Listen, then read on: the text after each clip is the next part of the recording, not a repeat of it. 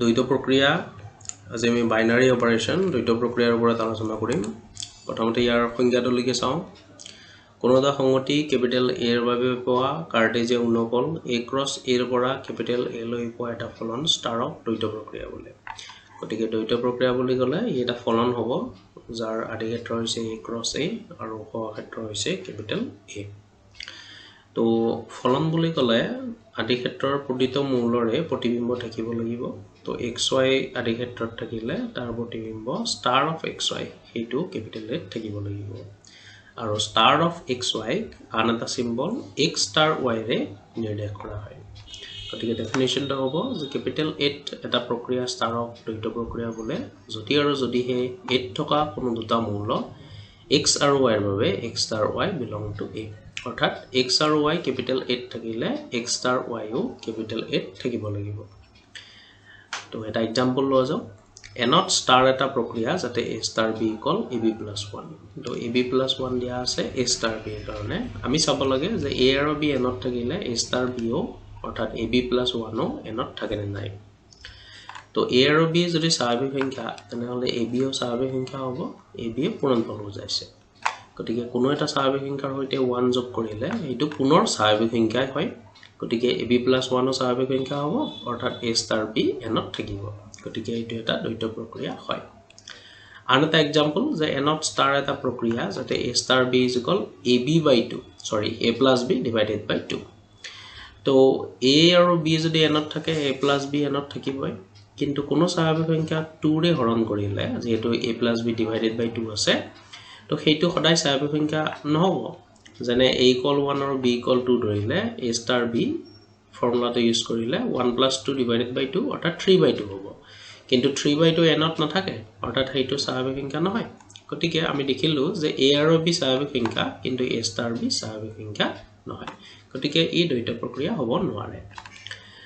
ক্ৰম বিনিময় প্ৰক্ৰিয়া এইটো আন এটা প্ৰক্ৰিয়া তো এটা দ্বৈত প্ৰক্ৰিয়া ষ্টাৰক ক্ৰম বিনিময় বলে যদি আৰু যদি হে ক্যাপিটেল A থকা কোনো দুটা মূল স্মল a আৰু স্মল b ৰ বাবে A star B = B star A তো এই ক্যালকুলেশন দুটা যদি একে হয় তেতিয়াহলে এটো ক্ৰম বিনিময় বলে তো উদাহৰণ এটা লোৱা যাওক যে এনত A ষ্টাৰ B মানে সে A + B + AB এটো দ্বৈত প্ৰক্ৰিয়া হৈ আছে তো আমি চাব লাগে এতিয়া ক্ৰম বিনিময় হয় না নহয় তো A star B A + B + AB হয় তো এতিয়া উলিয়াই চাব লাগে B ষ্টাৰ A তো ইয়াত আমি মাইন্ড কৰিম যে A ৰ ঠাইত B আৰু B ৰ ঠাইত A হৈছে হালহলনি ঘটিছে গতিকে ৰাইট হ্যান্ড সাইডতো হালহলনি ঘটিব A ৰ ঠাইত B আহিব B ৰ ঠাইত A আহিব কিন্তু দেখিলো যে ক্যালকুলেশনটো একে হয় A ষ্টাৰ B যি ৰিজাল্ট আহিছে B ষ্টাৰ A তো এই একে ৰিজাল্ট আহিছে গতিকে এইটো ক্ৰম বিনিময় প্ৰক্ৰিয়া হয় আন এটা एग्जांपल যে এনত A ষ্টাৰ B = সে A⁴ B আছে তো আমি দেখিলো যে A star B A⁴ B হলে B ষ্টাৰ A যেটো হালহলনি ঘটিল এইটো হ'ব B⁴A তো এইটা দেখিলে গম পায় সমান নহয় তো এতিয়া A = 2 আৰু B = 3 যদি ধৰা হয় A ষ্টাৰ B A⁴B অৰ্থাৎ 2³ 8 হৈ যাব আৰু B ষ্টাৰ A উলিয়াই চালে B⁴A 3² অৰ্থাৎ 9 হ'ব তো এইটো সমান নহয় গতিকে ক্ৰম বিনিময় নহব সাহচৰ্য প্ৰক্ৰিয়া তো এটা দ্বৈত প্ৰক্ৰিয়া ষ্টাৰক সাহচৰ্য বলে যদি আৰু যদি হে ক্যাপিটেল A থকা কোনো তিনিটা মূল A B আৰু C ৰ বাবে A star whole B star C = whole A star B star C হয় তো ইয়াতে ব্ৰ্যাকেট এবাৰ শেষৰ ফালে থাকিব এবাৰ আগৰ ফালে থাকিব আৰু ক্যালকুলেশন দুটা যদি সমান হয় সদায় সকলোবিলাক ABC ৰ কাৰণে যদি সমান হয় তেতিয়া হলে এটো সাহচৰ্য বুলি কোৱা হ'ব তো বাস্তৱ সংখ্যাৰ সংগতি আৰত A ষ্টাৰ B = AB + 1 দিয়া আছে এটো দ্বৈত প্ৰক্ৰিয়া হৈ আছে তো আমি ক্যালকুলেশনটো উলিয়াই চাও যে A star whole B star C ব্ৰ্যাকেটৰ কামটো আগতে কৰিম তো A ষ্টাৰ B যদি AB + 1 হয় তুলনা কৰিলে B ষ্টাৰ C হৈ যাব BC + 1 আমি ফৰ্মুলাটোৰ লগত তুলনা কৰিলো আৰু BC + 1 ক যদি আমি k ধৰি লওঁ তেতিয়াহলে আমি চাব লাগিল A ষ্টাৰ k তো আকৌ তুলনা কৰিম A ষ্টাৰ B AB + 1 হয় A ষ্টাৰ k হ'ব AK + 1 ফৰ্মুলাটোৰ লগত তুলনা কৰা হৈছে গতিকে k ৰ ঠাইত আকৌ BC + 1 যদি পুট কৰো আমাৰ ৰিজাল্ট আহিব ABC + A + 1 এতিয়া আমি আনটো ক্যালকুলেশন কৰি চাম যে A ষ্টাৰ B হোল আৰু ষ্টাৰ C তো ব্ৰ্যাকেটৰ কাম আগত A ষ্টাৰ B আমাক দিয়াই আছে AB + 1 আৰু এইটুক যদি আমি m ধৰি লওঁ আমাৰ ক্যালকুলেশন তে চাব লাগিব m star c তো ইয়াক আকৌ তুলনা কৰিম a star b = ab + 1 হয় গতিকে m star c হ'ব mc + 1 তো m ৰ ঠাইত আকৌ আমি যি ধৰিছিলো হেতু পুট কৰিলো তো ৰিজাল্ট আহিল abc + c + 1 তো দেখিলো যে দুটা ৰিজাল্ট একে নহয় গতিকে এইটো সহজযোগ্য প্ৰক্ৰিয়া হ'ব নোৱাৰে আন এটা ডেফিনিশন একক মূল ধৰা হল ক্যাপিটেল H স্টাৰ এটা দ্বৈত প্ৰক্ৰিয়া তেন্তে স্টাৰ সাপেক্ষে ক্যাপিটেল H থকা এটা মূল একক মূল বোলা হ'ব যদি ক্যাপিটেল H থকা যি কোনো মূল স্মল a এর বাবে a star e = a e star a হয় তো আমি এটা एग्जांपल লওঁ যে not a star b = ab এটো দ্বৈত প্ৰক্ৰিয়া হৈ আছে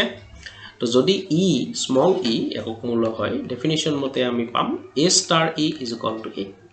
তো আমি এতিয়া a star e উলিয়াই চাও যেহেতু a star b = ab হয় তো a star e হ'ব a ক্যালকুলেশনৰ পৰা দেখিলো যে e এৰ ভ্যালু 1 হ'ব আৰু হেতু আকৌ এটা স্বাভাৱিক সংখ্যা হয় গতিকে আমি কম যে 1 হৈছে স্টাৰ সাপেক্ষে nত একক মূল আন এটা ডেফিনিশন প্ৰতিলোম মূল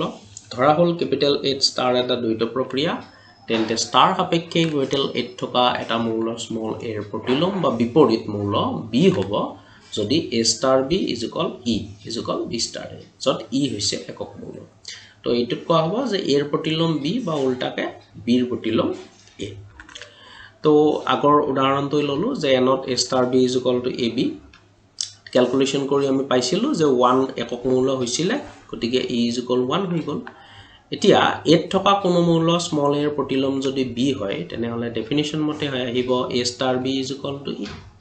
তো আমি আকৌ ইউজ কৰিম a star b মানে ab দিয়া আছে তো a star b এর কাৰণে ab পাম আৰু e মানে আমি 1 পাইছো অলপতে